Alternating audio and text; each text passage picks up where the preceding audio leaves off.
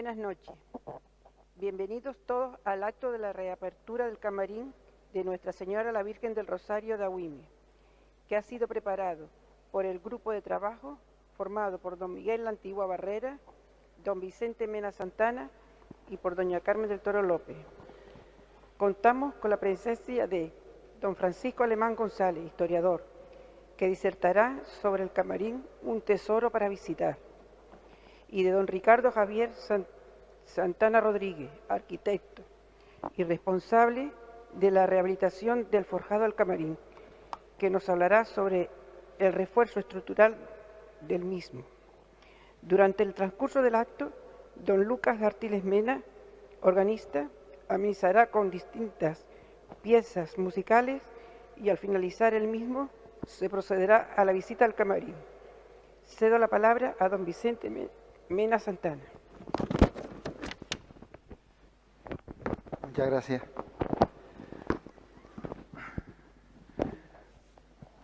Buenas tardes.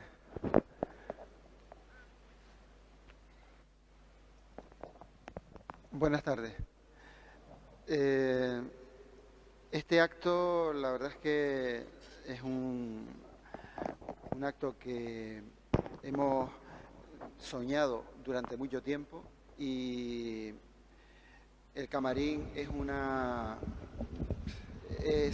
espacio de la iglesia de San Sebastián que tiene... ¿Se oye mejor?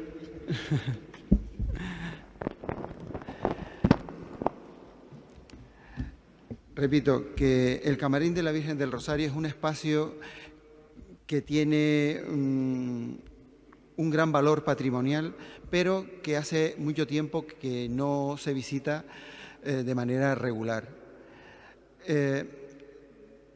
Ha tenido que surgir una ocasión importante como es el reforzamiento de su base para que se haga una reforma completa del camarín, se adecue y de esta manera podamos tenerlo disponible para todos los visitantes, todos aquellos que quieran visitar este gran patrimonio artístico que tiene nuestra parroquia. En esta ocasión hemos preparado una serie de elementos, como pueden ser el logo que ustedes van a ver a lo largo de todo el recorrido y que ha aparecido en las invitaciones, que permite identificar lo que es la imagen de la Virgen con nuestro municipio. Ese logo nos va a acompañar a lo largo de todo el recorrido de esta visita al camarín, y quiere también significar o quiere ser, digamos, el punto de identificación del camarín de la Virgen del Rosario de Agüime. Por otro lado, ustedes disponen ahí de un díptico donde se encuentra, al abrirlo, una relación de las distintas salas de exposición. Actualmente tenemos 6 salas de exposición. Cada una tiene un nombre genérico que representa un conjunto y, por ejemplo, la sala 1, que es el trono de plata y la exposición del 60 aniversario de la coronación de la Virgen. La sala 2 hace referencia a la escalera propiamente de acceso, pero que está llena de elementos importantes y que podrán disfrutar cuando lo visiten. Luego, la sala 3 es donde se encuentra el manto Burdeos, el traje de vestir y otros elementos importantes. Luego tenemos la sala 4, la sala 5 y la joya de la corona, que sería la sala 6, que le llamamos siglos de historia, porque ahí se encuentran elementos tan importantes como el cofrecito de Flandes, unas casullas de Manila y otro otros elementos históricos, como puede ser el manto de la Virgen, el manto verde que le llamamos, que actualmente está en restauración, con lo cual, pues bueno, no lo tenemos presente, pero tenemos una imagen suya y esperemos que más pronto que tarde ya lo tengamos disponible aquí en nuestro camarín. Pues nada, simplemente comentarles que tienen más o menos en la parte de atrás de este díptico un pequeño itinerario que les puede ayudar a la hora de hacer el recorrido, y sin más doy paso a los ponentes que le van a ilustrar sobre qué es el camarín y qué es lo que ha sucedido con ese refuerzo que ha sido necesario para poder disponer y disfrutar de este camarín de la Virgen del Rosario. Sin más, Carmen, dice el párroco que te tienes que sentar aquí, por favor.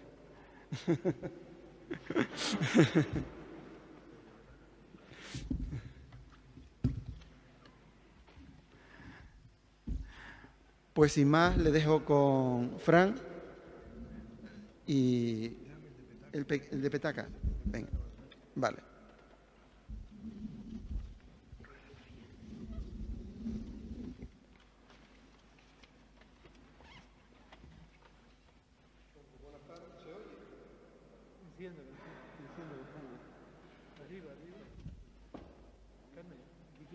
¿Se oye?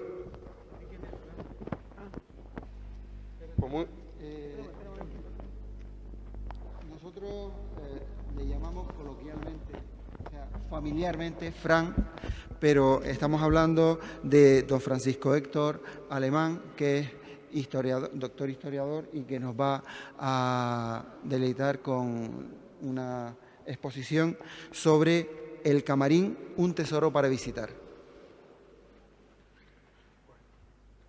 A ver si termina la pelea ahora. Bueno, buenas tardes a todos.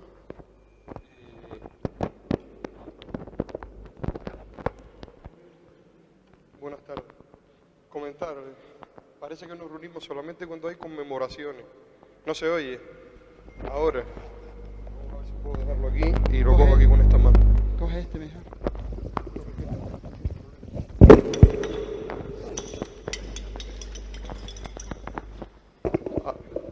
Ahora. ¿Se oye? Sí, oye este mejor. Decía que parece que nos reunimos solamente... ¿No se oye? No. Déjenme aquí. Que lo tenga en la mano.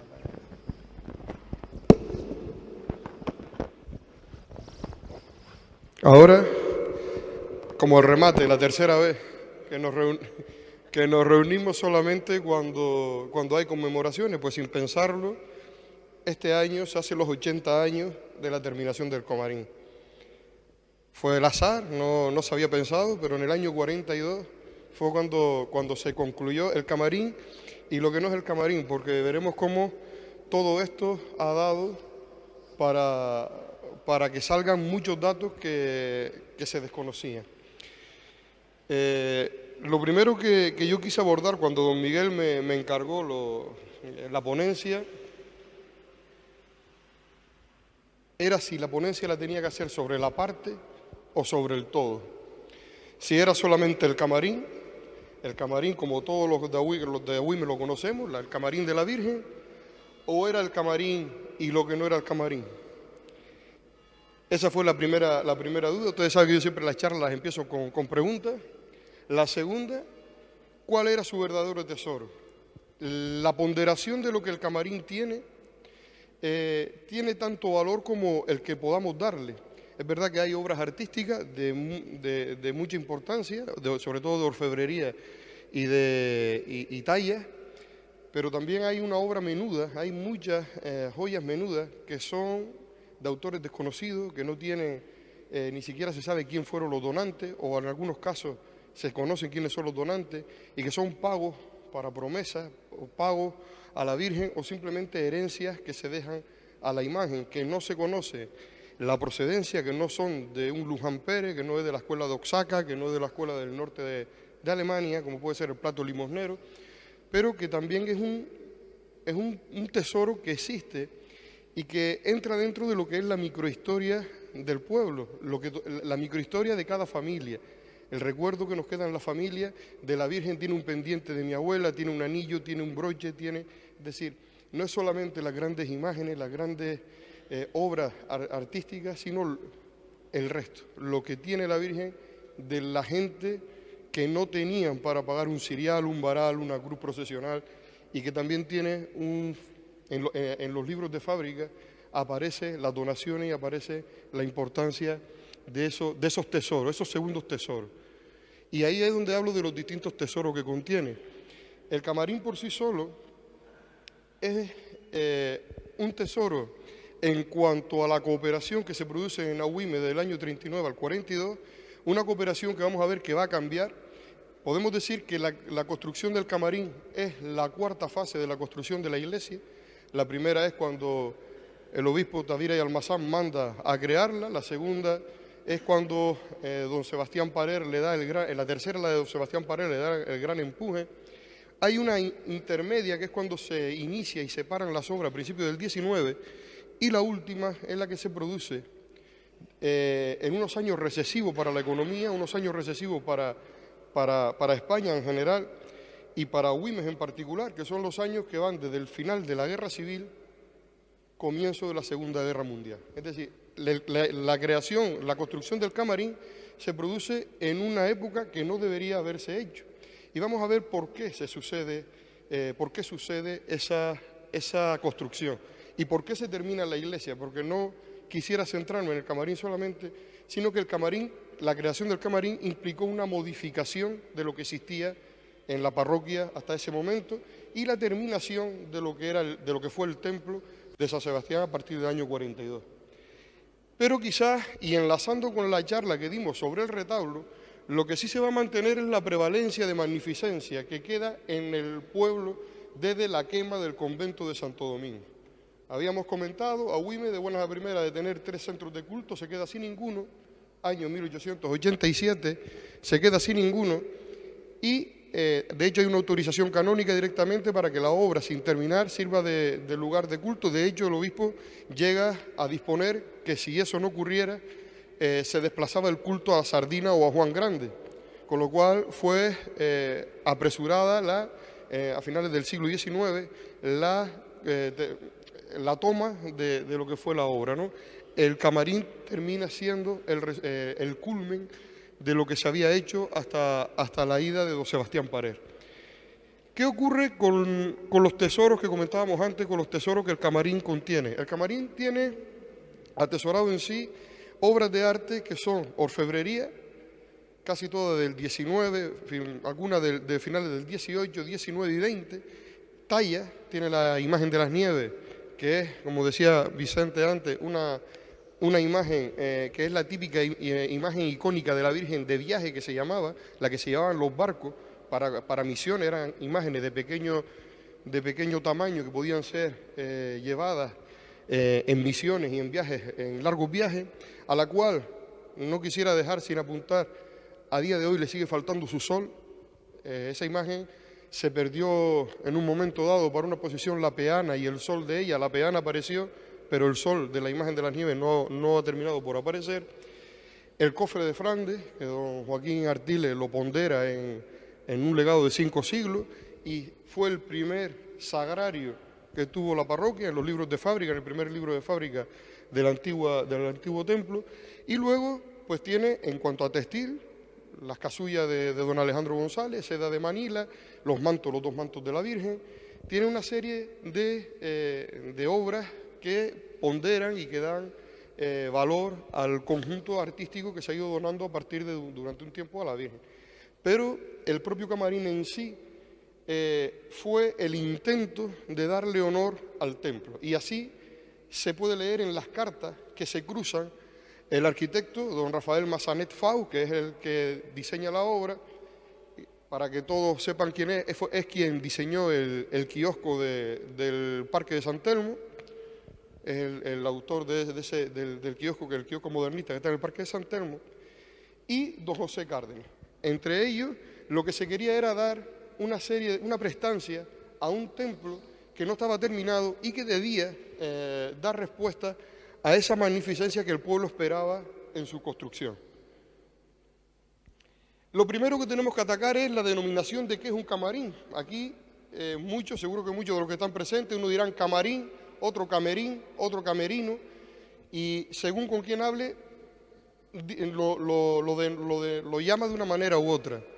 Estas son las siete acepciones que la RAE tiene sobre la palabra camarín. De las 7, el nuestro, o sea, el camarín de la Virgen del Rosario, cumple 5.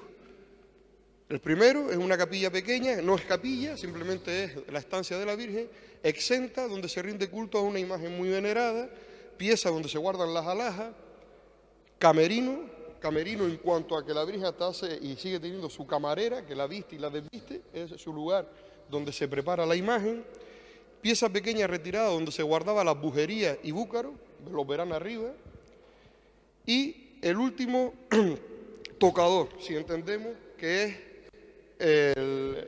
es una acepción del camerino que está arriba. Es decir, al final lo que estamos hablando es, si la cámara es una pieza, una habitación grande, un camarín es una cámara, una habitación pequeña, que no es el caso que nos ocupa. ¿Qué ocurre en el año 35? En el año 35 se va de aquí don Enrique Báez, aquel del que habíamos hablado, aquel sacerdote que habíamos hablado, que fue quien hizo posible la colocación del retablo. Se va en junio del 35 y a él lo sustituye don José Cárdenas Deni. Y se va el sacerdote de las cuestaciones y llega el sacerdote constructor. Don Enrique Báez se había distinguido porque desde su llegada hasta que se fue estaba siempre solicitando cuestaciones para el retablo, para los arreglos, para la compra de Vía Crucis. Llega don José Cárdenas y cambia. El proyecto sigue siendo el mismo, pero hay nuevos actores y cambia el proyecto. Lo primero es que llega don José Cárdenas y empieza con una idea de terminar el templo.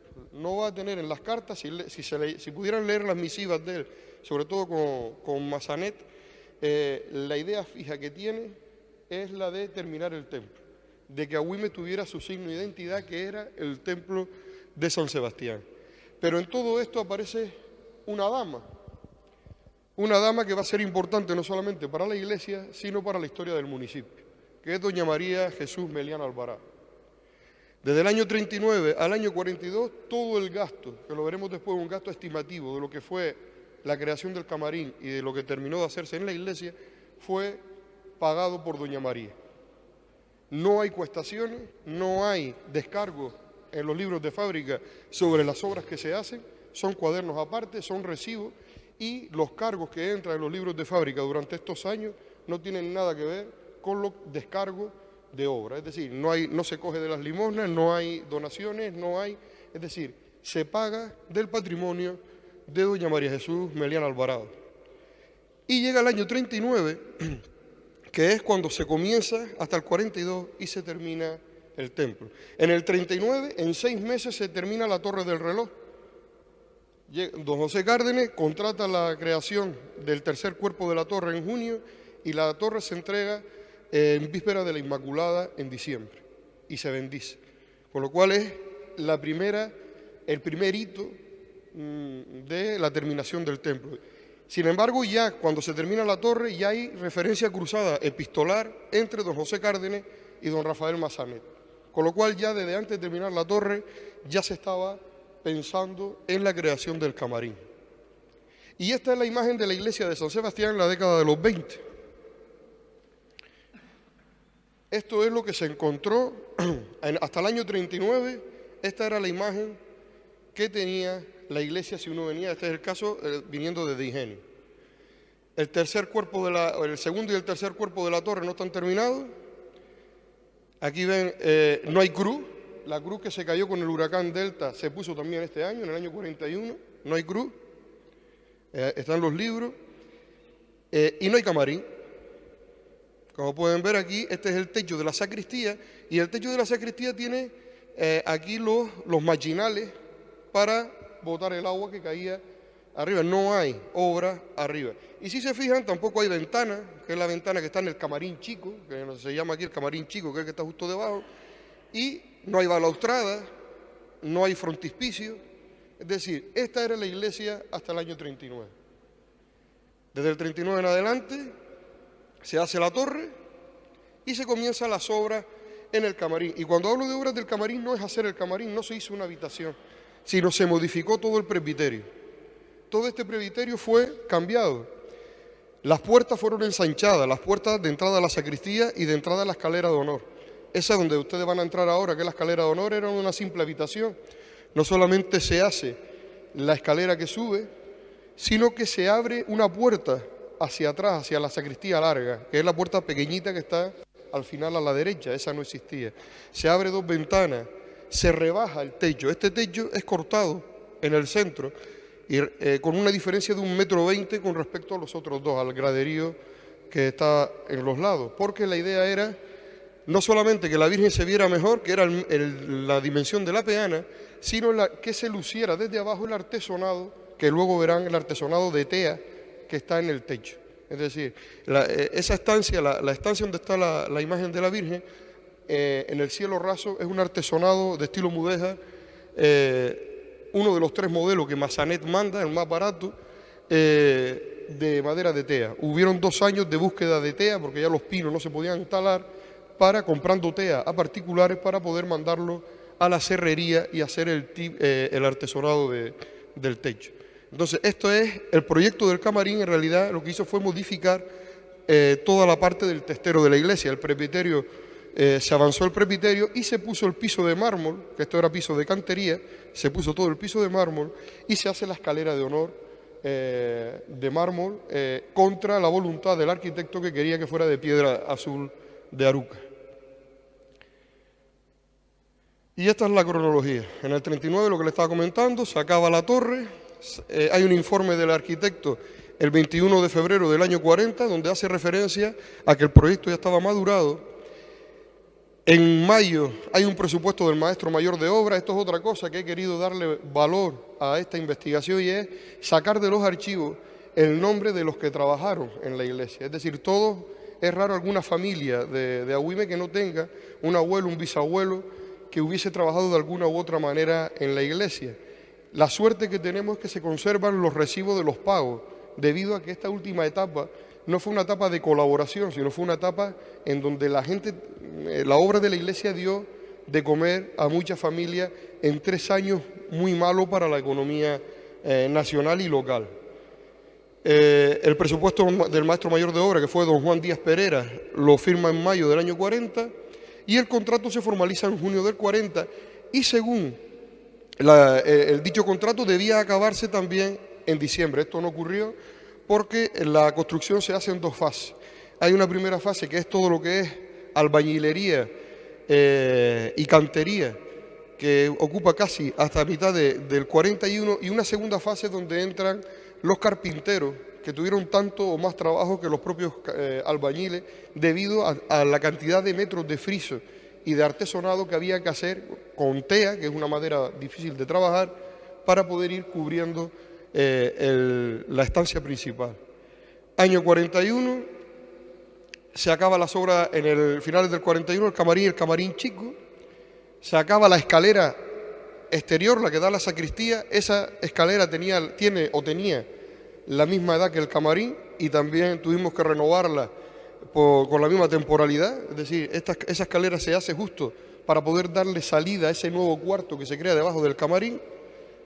Se concluye la hornacina del frontis con la balaustrada y la cruz de hierro. Se amplía el presbiterio y el reclinatorio. Esto también, el reclinatorio, las vallas del reclinatorio también se hacen por estas fechas. Y se distribuyen ya las sacristías tal y como las conocemos. Esto se ve mal, estuve buscando la fórmula de un poco que se viera con más claridad. Esta es la carta, es el informe que hace don Rafael Massanet antes de comenzar la obra.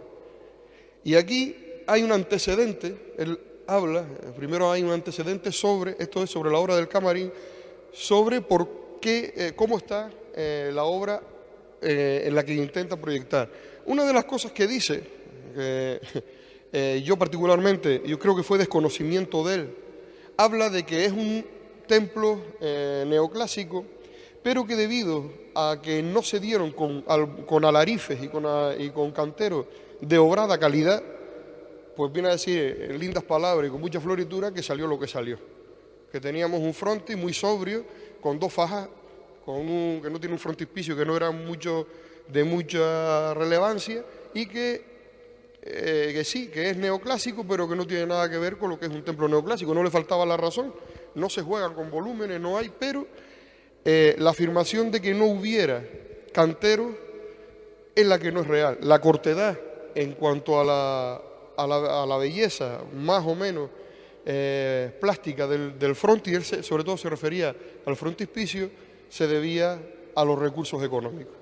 Es decir, la iglesia se paró muchas veces, pasaron Fernando de León y hubo otro alarife. Se cree que incluso los planos originales eran de Nicolás Eduardo, y lo que hubo fue modificación a lo largo de su historia. Es decir, se empezó a recortar caudal y donde se quitaba era en lo plástico, se iba a lo práctico. Una segunda apreciación que hace don Rafael Massanet es que él no puede hacer algo más bello que lo que existe.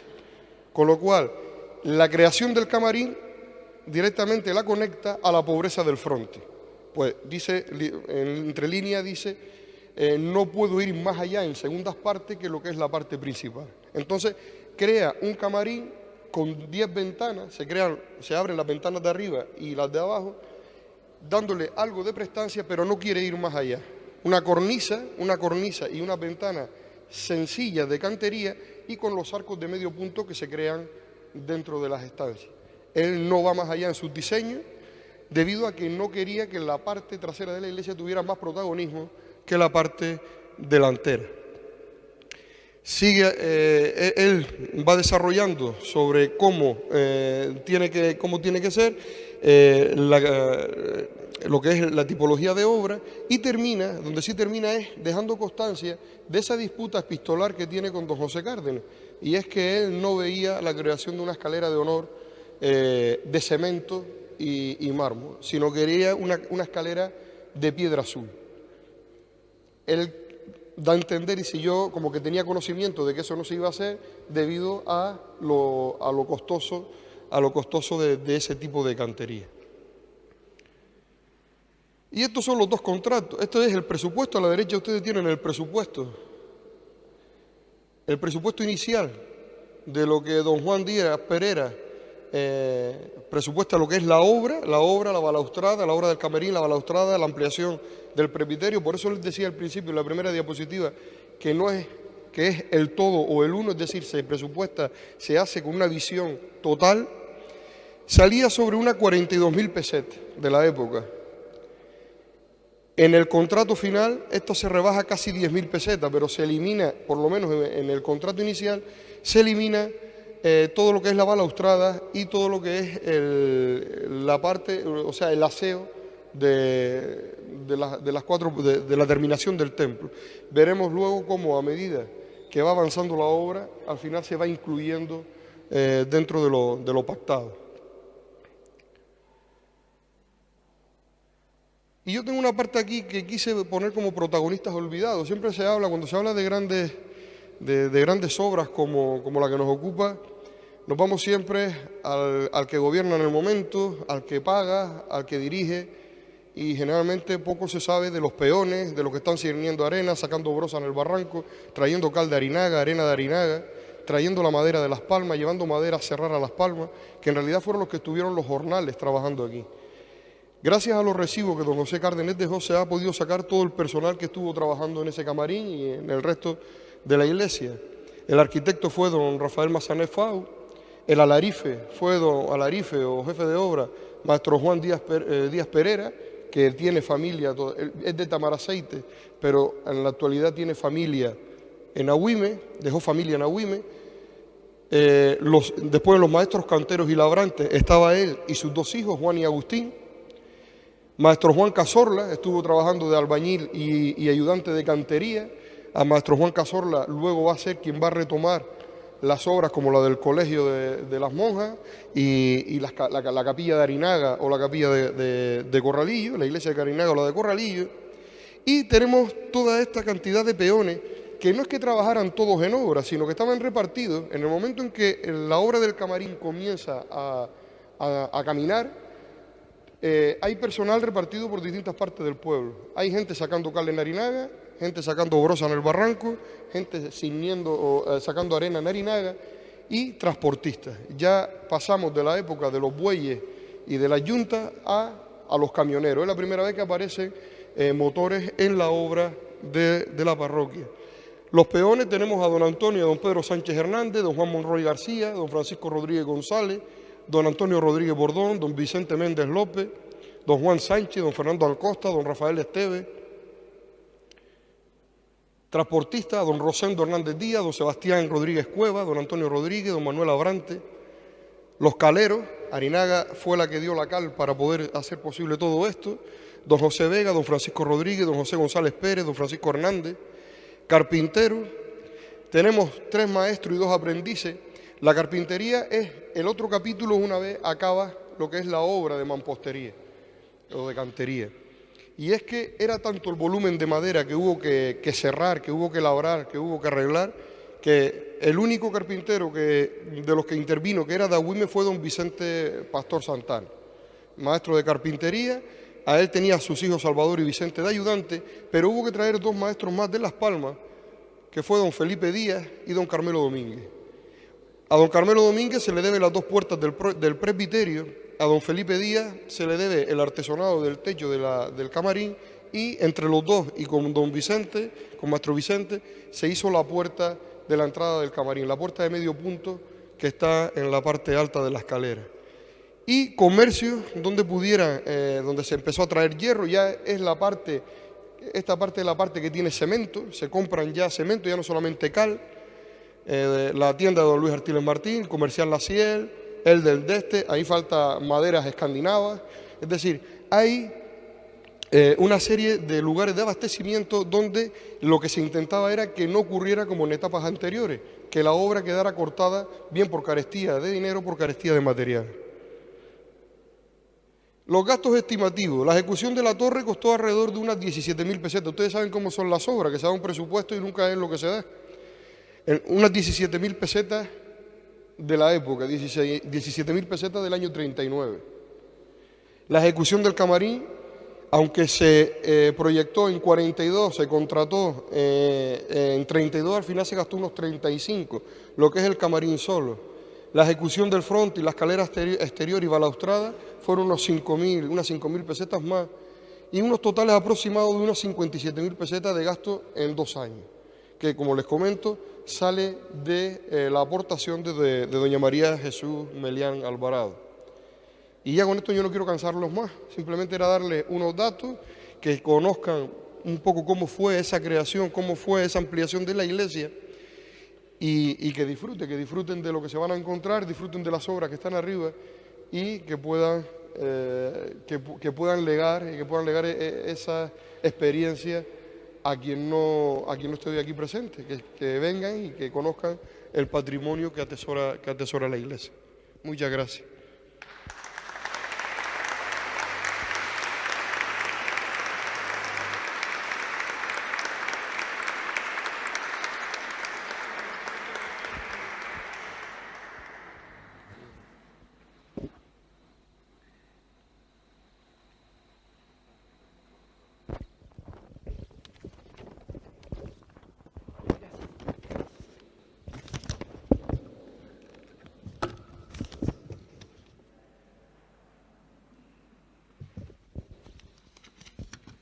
A continuación, hablará don Ricardo Javier Santana Rodríguez. Aquí tengo. Vale. La pieza, don Lucas.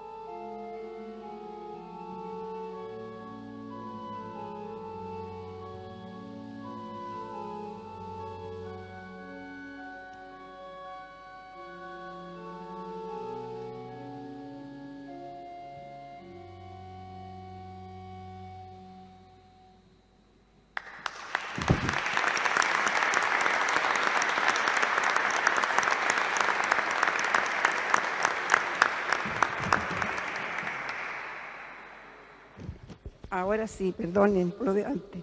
Ahora va a hablar don Ricardo Javier Santana Rodríguez.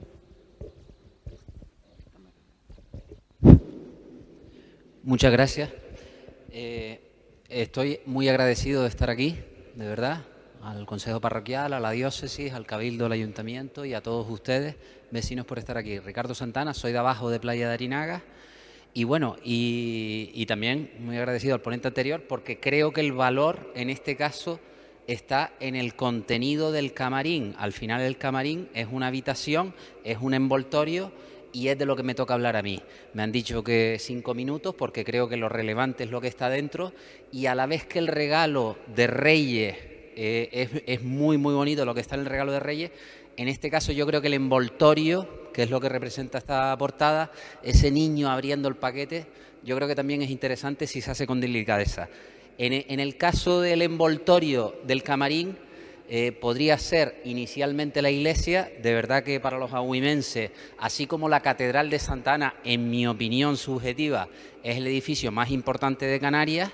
En el caso de todo, vamos a poner de Telde para abajo, yo diría que de San Cristóbal de las Palmas para abajo también, pero bueno, vamos a dejar a Telde a un lado. Sin duda, en toda nuestra comarca, la iglesia de San Sebastián es un edificio muy importante.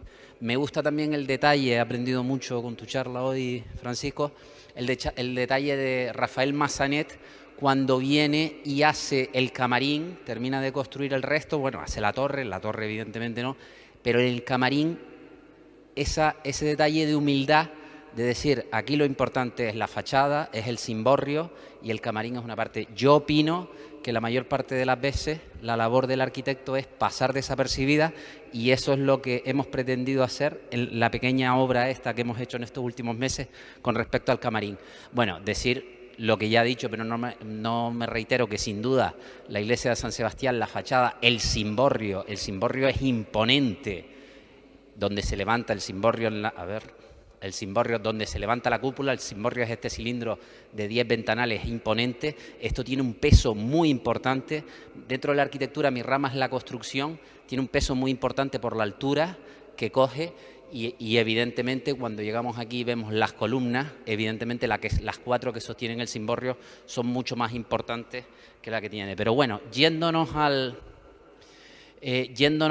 quitando la fachada, quitando el camarín, si nos vamos, quitando la fachada, quitando el cimborrio, si nos vamos a la habitación del camarín, pues primero lo que hacemos para hacer una restauración, el Consejo Parroquial, pues a través de la Diócesis nos llama porque tiene unas vigas de tea que tiene una flecha, la flecha es la barriga, muy importante. Cuando suben arriba, estaban subiendo, pues visitaban, no se podía visitar, 8, 10, 12 personas, y tenía una barriga muy impresionante, y además la madera vibra, tiene una cuestión de que vibra mucho, entonces no podían subir. Yo hubo un momento que le dije al párroco don Miguel la Antigua, oye, que no suban más de 6, 8 personas, porque esto está peligroso. Entonces había que hacer un refuerzo. Al ser esto un BIC, un bien de interés cultural, patrimonio del Cabildo, tiene unas condiciones muy estrictas de cualquier restauración, en este caso un refuerzo. El forjado, este es un forjado del techo de la planta baja del sótano,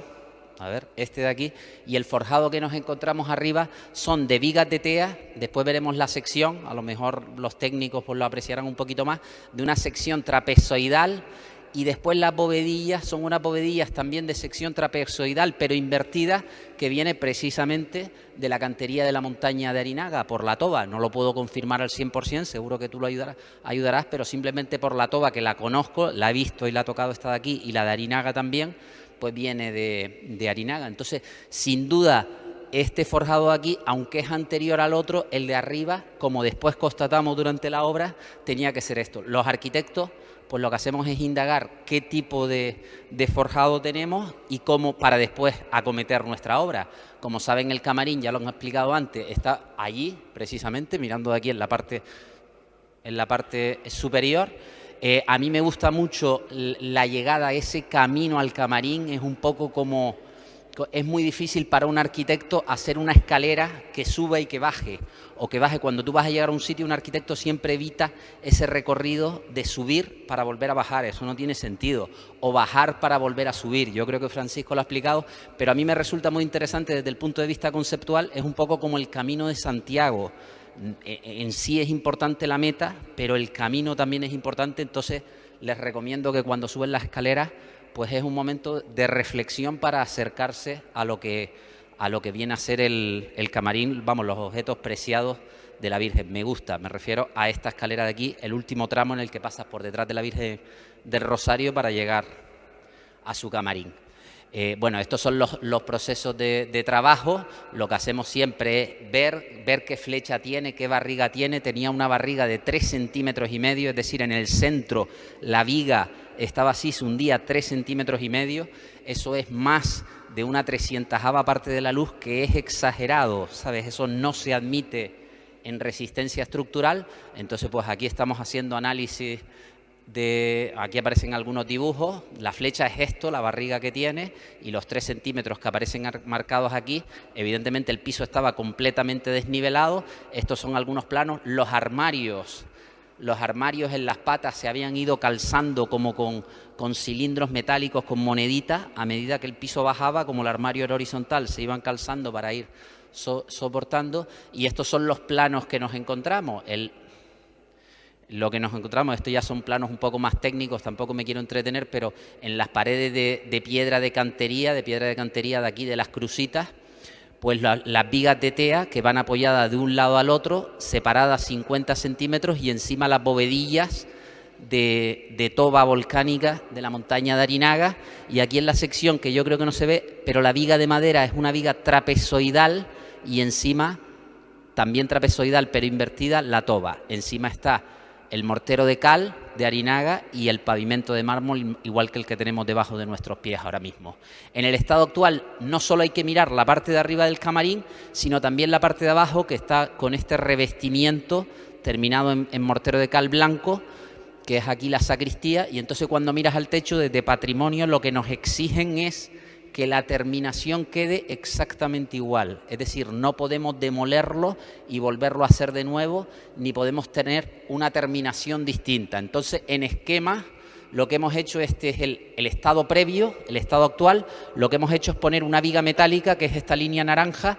La viga metálica no puede apoyar directamente sobre la piedra, porque entonces una piedra estaría excesivamente cargada y las dos de al lado excesivamente descargadas en comparación a las laterales, con lo cual pues ponemos un durmiente, que es esta línea magenta, y al final metemos un cielo raso, que es un falso techo, y la terminación no es como lo haríamos en nuestra casa, perfectamente plana y lisa, sino una terminación también, pues la misma terminación que teníamos antes, no digo rústica, pero no con una planeidad total.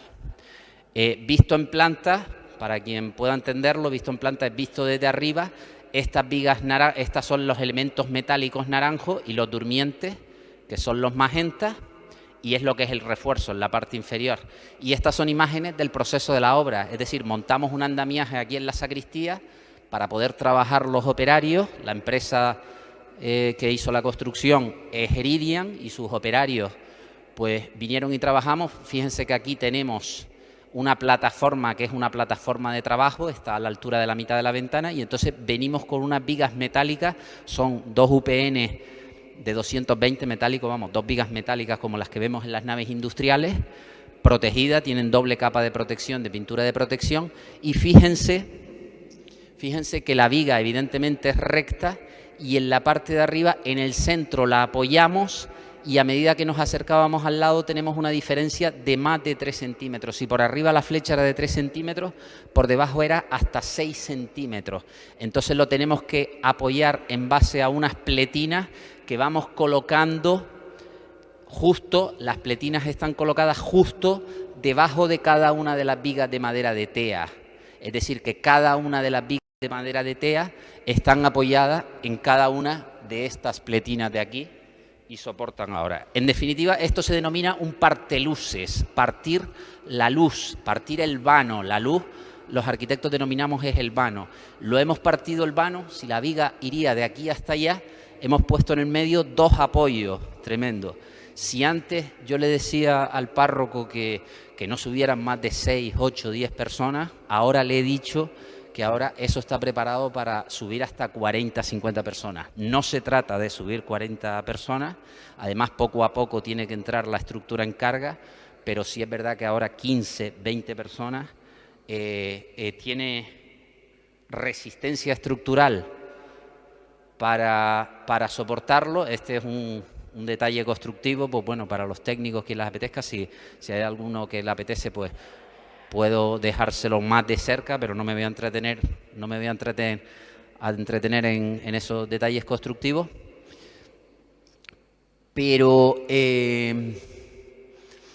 vamos, que aguanta ahora la resistencia, que además, que es importante saber que 15, 20, 25 personas, yo creo que 15, 20 está bien, para que sea realmente útil, porque no podemos tener un camarín donde suban las personas de 5 en 5, sino para que puedan venir grupos o puedan los vecinos participar. Por último está el cielo raso, que es lo que hoy denominamos un falso techo, pues es un cielo raso de placas de yeso terminado, tiene una altura de lo que es el falso techo de 22 centímetros y, por decir una particularidad técnica también, el elemento ni del yeso ni el acero, la chapa galvanizada puede estar en contacto con la viga metálica porque se produce en pared galvánicos, aparece una junta de goma de separación.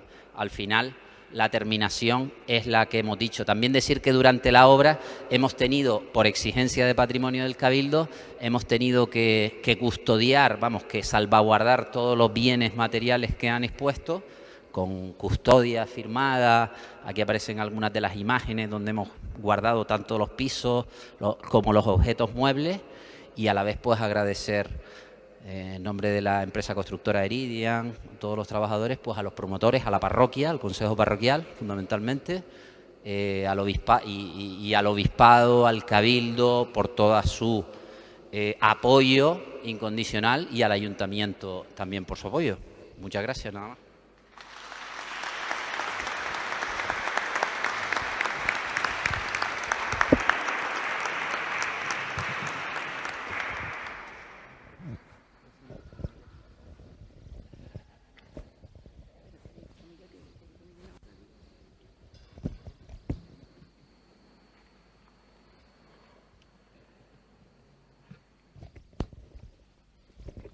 Bien, yo voy a ser breve porque lo que estamos deseando es ver el camarín, no estar oyendo cosas, ¿no? Pues, pero antes yo creo que es momento de agradecer, ¿no? Agradecer en primer lugar al Cabildo Insular. Hoy sabemos que don Antonio, el presidente, pues hijo de nuestra villa de Agüime, y pues han tomado interés en este tema, aunque reconozco que la subvención fue pedida por el obispado, ¿no? Gracias a los que han intervenido en este acto, a Francisco Héctor Alemán, Fran para los amigos, doctor en Historia, y yo aseguro que es una de las personas que más han investigado en el archivo parroquial. La parroquia de Agüime la tiene metida en la cabeza Fran. A don Ricardo Santana Rodríguez, que ha sido el arquitecto que ha llevado la obra y lo ha hecho con mucho cariño y con mucha ilusión. Me consta que ha proyectado todo su interés en la obra. A don Lucas Artiles Mena, nuestro organista, que nos ofreció una bonita pieza, pero que siempre está al servicio de la parroquia semana a semana.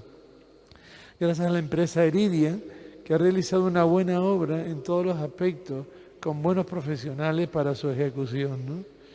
Gracias al ilustre ayuntamiento, que colabora en la belleza de nuestro templo con la iluminación exterior, con la subvención para tener abierto el templo en horario de mañana, que nos ha pintado la iglesia recientemente, que ha contribuido también a la construcción de la escalera, ¿no? Gracias a todas las personas, que han sido muchas las que han colaborado en la preparación del camarín, en la costura, en la limpieza, carpintería, limpieza de metales, en todo lo que ha supuesto ahora tener el camarín al día. Soy consciente que es muy delicado dar nombres, muy delicado, porque a quién nombramos y a quién dejamos de nombrar, que siempre se queda alguien atrás. pero hoy me veo en la obligación de nombrar a Vicente Mena, a su mujer Ani, a su hija María del Rosario, así como a Judas Artiles, a Rosario Trujillo, que se han ilusionado con este proyecto y que han aportado la mayor parte de las sugerencias y de los trabajos que se han realizado. Realmente me consta que Vicente y su hijo salieron de aquí a las 5 de la mañana. No sé que me quite la mascarilla. Que me consta que Vicente y su hijo salieron de aquí esta mañana a las 5 de la mañana, desde las 10:30 que empezaron a trabajar, a las 5 de la mañana para terminar todo al día. Por eso quiero darles las gracias. Y un agradecimiento que no tenía aquí, pero es una sorpresa, Eloy. Levántate para que te conozca. Eloy es canciller del obispado, pero por encima...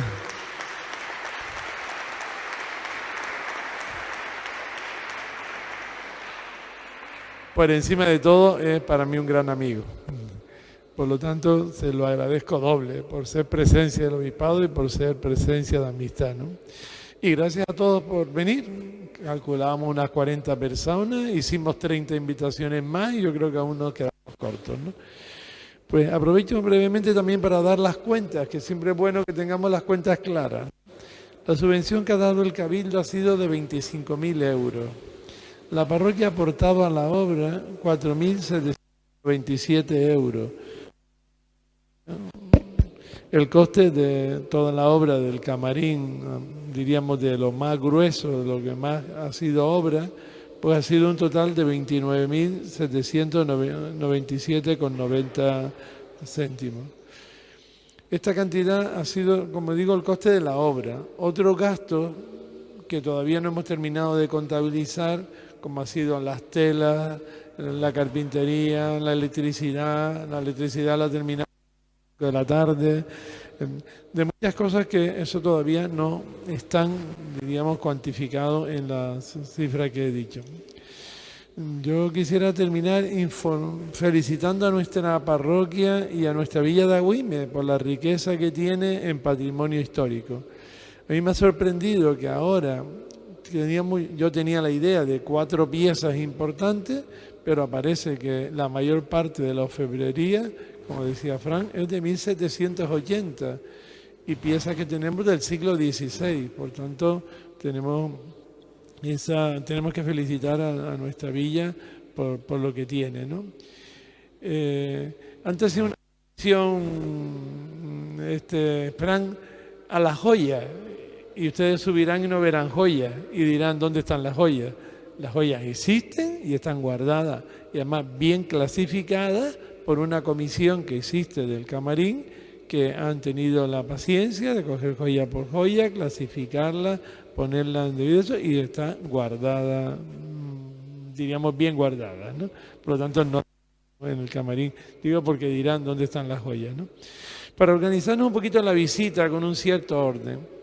A mí se me ocurre, ya Ricardo nos decía que podíamos subir 20 y empezamos en 10 y a él nos da el permiso para 20, pues pensaba que podíamos subir de 20 en 20, podríamos subir los que quieran subir ahora al camarín, podemos subir de 20 en 20, haremos un recorrido más breve, por así decirlo, es decir, porque cada pieza tiene, o la mayoría de las piezas valiosas tienen su cartelera, su cartelito con lo que es el tiempo, cómo fue hecho y tal. A lo mejor no nos da tiempo de estar leyendo eso, pero que podemos venir en cualquier otro momento, que tengamos un horario para decir voy a ir viendo el camarín con toda paciencia y con toda tranquilidad. Ahora podemos hacer una visita más rápida. Colaboradores de la parroquia que estarán por ahí dentro, pero tienen también una camiseta diseñada donde verán el logotipo de la Virgen, su nombre y detrás la imagen de la iglesia de Agüime. Por lo tanto, ellos nos irán indicando. Subiremos por la escalera principal, bajaremos también porque es la única escalera que sube al camarín, pero en vez de salir por aquí, saldremos por la puerta de atrás, por la puerta, porque la escalera también es nueva. Faltan algunos detalles para terminar, que siempre ha costado terminarlo, pero ya podemos salir para que veamos también la escalera que, como decía Fran antes, coincide con la construcción del camarín. Estableceremos otros horarios de visita, todavía no hemos tenido tiempo de pensarlo, pero bueno, a lo mejor después de misa o en otros momentos, porque repito, porque me lo han oído muchas veces, que mi objetivo no es, ni el objetivo del Consejo, no es que el turismo visite nuestro camarín. Mi objetivo es que Agüime, los hijos de Agüime, conozcan su camarín. Por eso el primero que vamos a invitar es el alcalde, porque no conoce el camarín. Por eso que conozcamos el camarín, que conozcamos lo que tenemos y que vamos a otro sitio y valoramos lo que vemos y nos alegramos de lo que vemos, alegrémonos y valoremos lo que nosotros tenemos, ¿no? Por eso, el único inconveniente que tenemos en el camarín que son 36 escalones. Es una escalera ancha y buena, pero son 36 escalones, se lo digo, para que nos lo tomemos con tranquilidad y que vayamos bien. Pues claro, lo difícil está a la hora de decir quiénes son los 20 primeros y quiénes son los 20 seguros. Yo diría, a lo mejor los que tienen más prisa, porque que son bien de lejos, bien de más sitios, pues somos los primeros y después vamos dando un recorrido y vamos bajando y vamos saliendo por la puerta trasera y después sube otros 20. Mientras don Lucas dice que nos va a armonizar un poquito, nos ambientará con la música, pues el tiempo que él pueda y quiera. Pues pesamos 20 personas. ¿Ven, Luis? Vean ustedes la camiseta que les decía, con el logotipo de la Virgen y la villa de Agüime aquí. Tenemos cuidado con todo detalle. Pues suban. Pues pueden estar los demás esperando y los que quieran subir.